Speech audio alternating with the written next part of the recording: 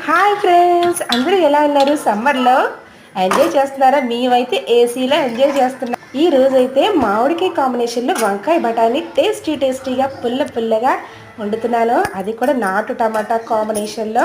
ముందుగా వంకాయల్ని నీట్గా క్లీన్ చేసి ఉప్పులో కడిగి పక్కన పెట్టుకోవాలి.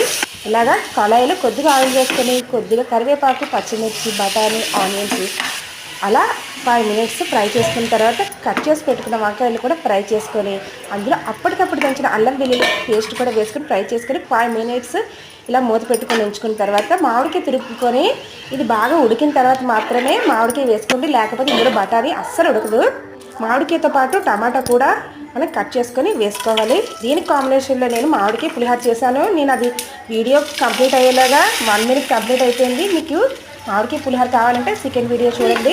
అసలే ఈ మామిడికాయతో మనం ఎన్ని కర్రీలు చేసినా టేస్ట్గా ఉంటాయి కదా. Please subscribe. బాయ్.